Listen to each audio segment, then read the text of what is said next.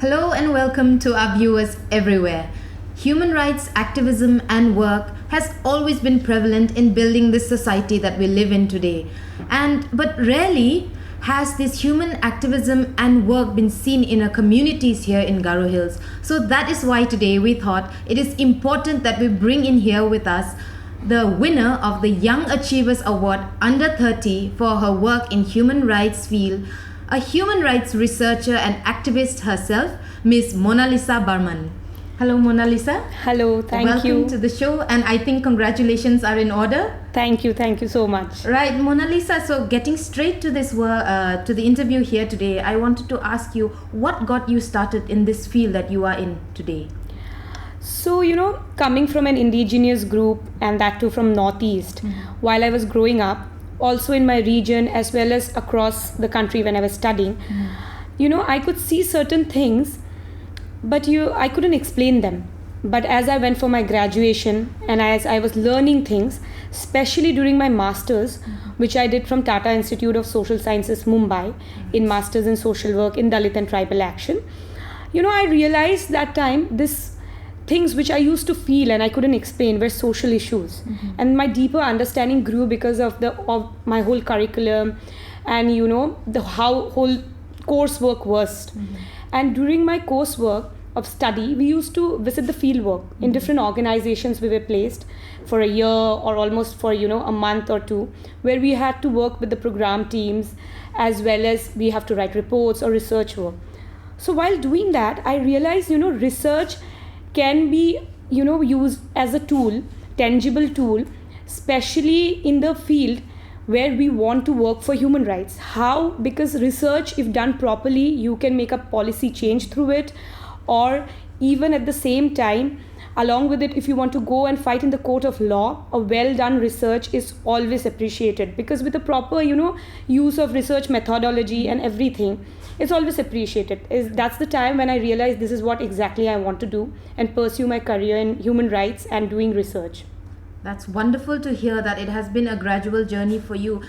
Throughout this journey that you've had so far, I know you're young, that it's not, like a massive journey behind you, but have you had a defining moment where you would say something, an event or a situation that triggered you to say that, yes, I want to dedicate my life to this work?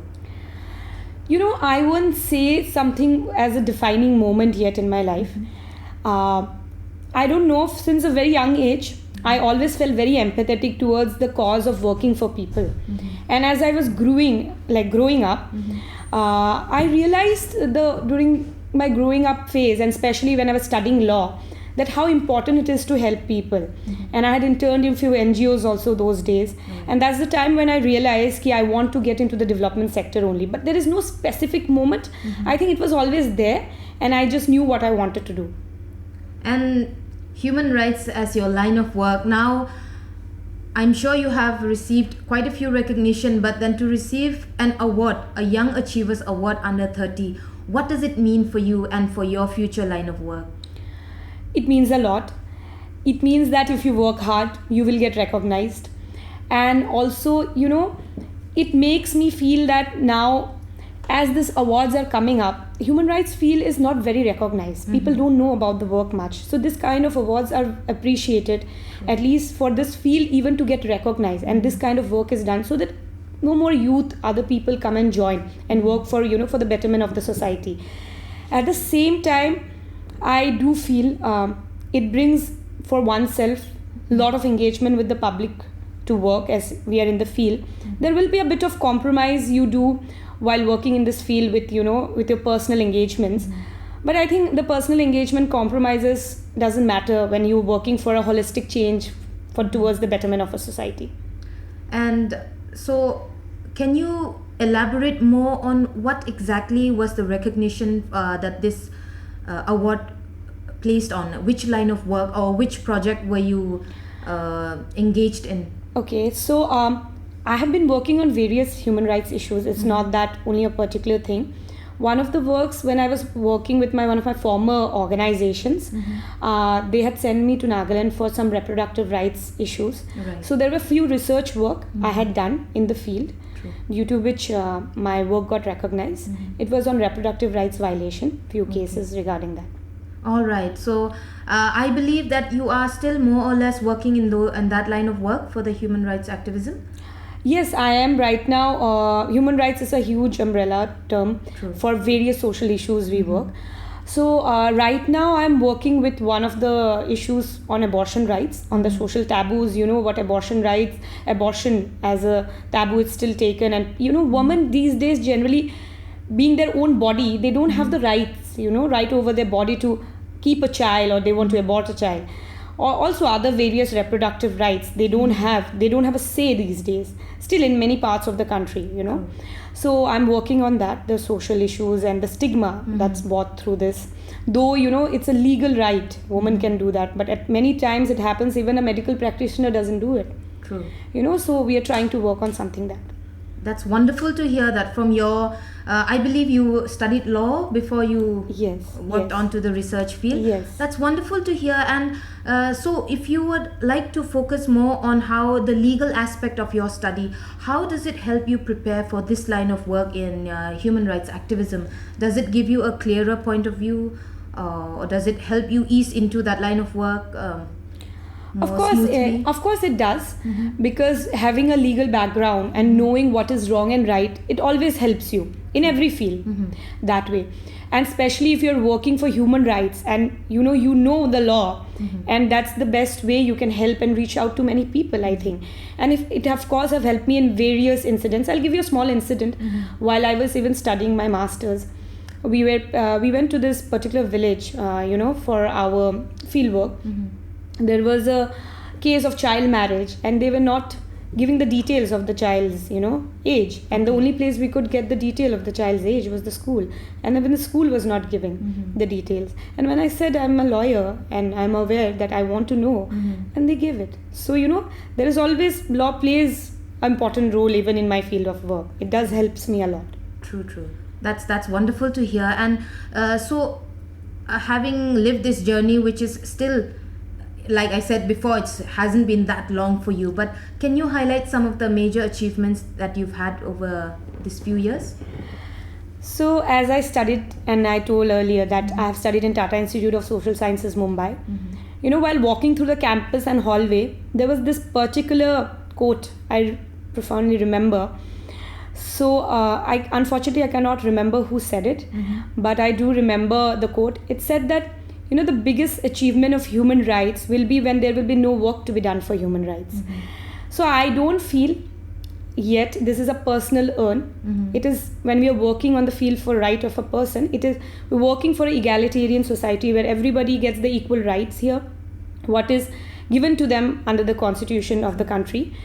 And at the same time, I feel that if for any chance, if my work makes a difference, or I become like a medium to help a soul or a society, that might be an achievement someday. But right now I think I've barely achieved something that I think you have made a mark for yourself so far, and I'm sure you will definitely leave bigger and wider footprints in the world. Now, thank you. We know that every achievement does not come so easily. Life is not a bed of roses. So what are some of the thorns or some of the struggles in your life that you have faced so far? Professionally, I will not say much. This field is very welcoming. Luckily, the mentors I have got, with whom I have worked, they have really been encouraging. Otherwise, today I won't be sitting here and giving an interview. So, they have always encouraged me. They have encouraged me to go to the field for a fresher, come out of a master's, help, telling her you can go there. With their trust, it always motivated me to work more better. I think professionally, I will not say as such I have faced any issues. But of course, in the field when I went, because I'm a woman, there were some prejudices, always. And now also I think though the society has progressed a lot, but still the men and woman equality thing is still somewhere little imbalance, I think.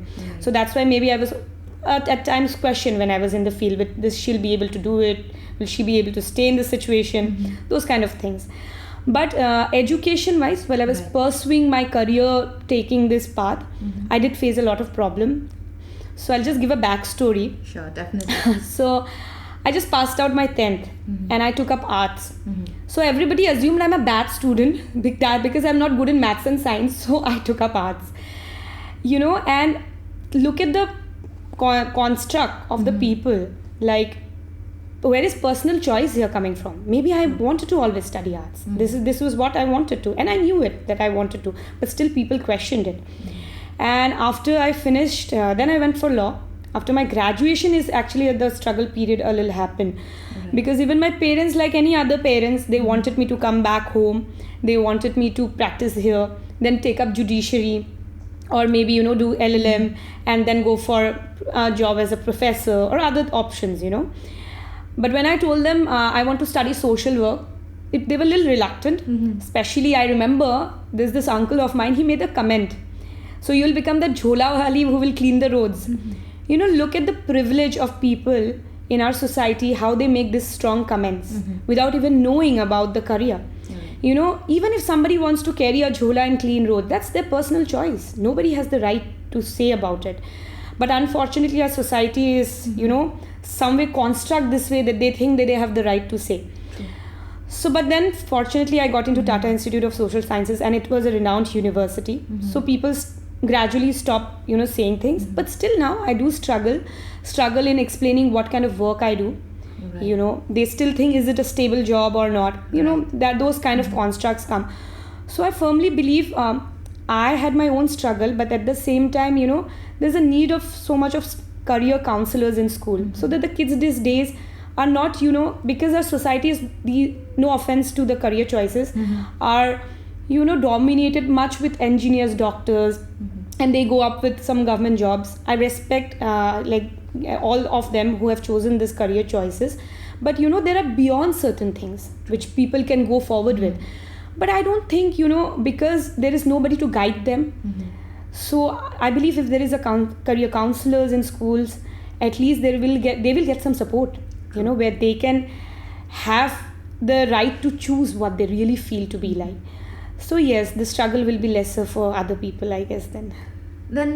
Throughout these struggles, because I know youngsters question themselves a lot, and like you said, if there are no proper guidance, how do they even make the right choice? So for you in your field, whom are some of the people whom you looked up to for inspiration when you knew where your own family members made such derogatory comments towards you? Whom did you look to for inspiration? So as I said very starting of the interview, I did mention that we come from I'm an indigenous person, and we come from Northeast. So I always wanted to know who gave us this rightful right of being a minority and where we stand today in the country. So I always looked up to Mr. B.R. Ambedkar. And there is this quote he said, which is very close to my heart.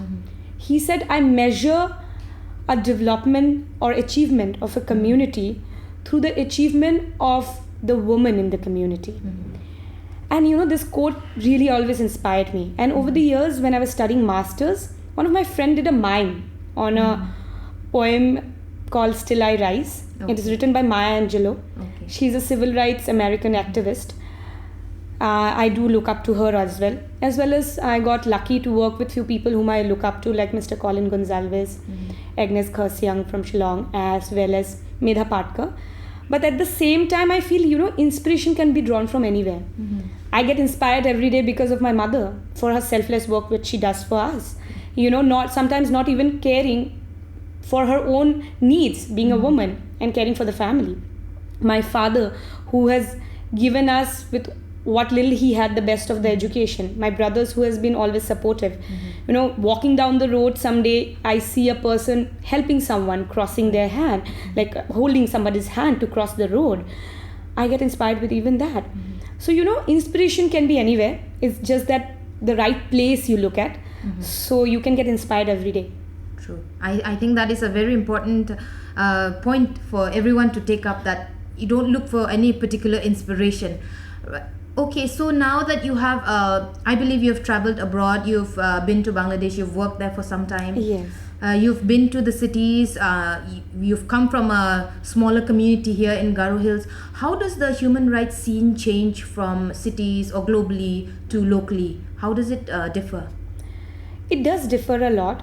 Like as as you had mentioned that I have traveled places, and the socio-economic condition also matters a lot, from rural to urban areas to semi-rural to semi-urban areas. The human rights perspective also changes in every different parts. Like for us northeastern, with the indigenous rights we have, for the other part of the country they have different things. Like for the Dalits, their minority issues and what our issues. So we have our own aspects of human rights, so which everybody is fighting for, I think.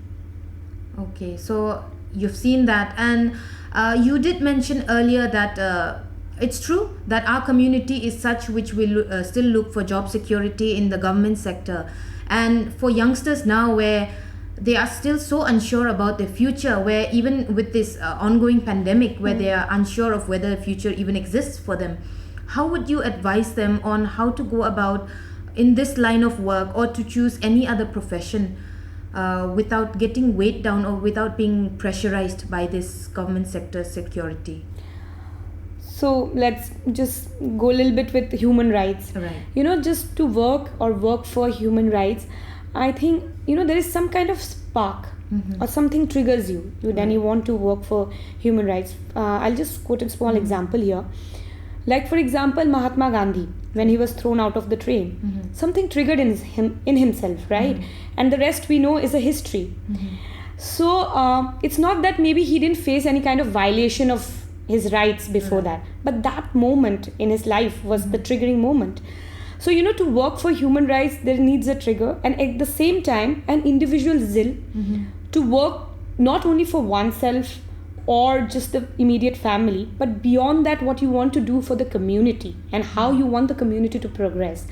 So human rights these days, you have various functionaries also in human rights, as the development sector now we call it, is developing and it's progressing even in our country. So we have a lot of things here, like somebody who wants to not be regular in the most of the field thing, they can also take up CSR jobs, corporate social responsibility, which like even right from ONGC, Tata, they offer jobs, which is brilliant. Again, many of my friends, colleagues are there. And at the same time, there are good fundings for like UNICEF funded work, Malala Foundation funded work, or even WHO, which right now currently I am doing. So it's a huge ambit. Now it's on you, where do you want to go. Like you can choose a job as a researcher or an activist or a legal person who is taking pro bono cases, or you want to be in the programs department, be a field activist. So it's a vast ocean. It's your choice. But this I can assure you, if you really want to work for people, we have great mentors in this country who will really teach you. And in no time you will realize that you're working for the progress of a better society. That is absolutely wonderful to hear. And finally, may we know some of the future plans that you have for yourself? As we were discussing earlier, I've traveled across. I know the socio-economic condition of my country as well as my region. And as human rights changes from places to places, semi-rural area to urban areas, so at the same time I feel I need to know more, grow my perspective more, visit more culture to know it better. So here also I'll just give a small example again. Definitely. So Mr. Shiva Subramaniam, he was one of the deans of Faculty of Law. So when he visited America, he visited ALI, American Legislative Institute. So it is a research institute. And he realized how much the need of Indian Legal Research Institute is there. So when he came back, he then first Attorney General, Mr. M.C. Satalwat, he persuaded him, made him understand that how much this is necessary. And then in no time, we had the first ILI, Indian Legal Institute, the research institute here. So that's why I'm planning to go for my higher studies, to learn more about in the global context also on human rights. Then of course come back to Meghalaya, work here, and specifically I'll work in Northeast. That's absolutely wonderful to hear. And I know that with your coming back, with your knowledge, with your field of experience, Meghalaya can definitely benefit. And I know similarly how you've looked up to certain activists, certain people. You've taken inspiration from them. I know that a lot of youngsters here in not just Garo Hills, but even in Meghalaya, and I'm sure in the rest of India as well, they will be looking up to you for inspiration. So thank you so much, Mona Lisa. Thank you so much for having me here. Yes, for coming here, sharing about your plans, future, and for encouraging the youngsters who are watching here, this program.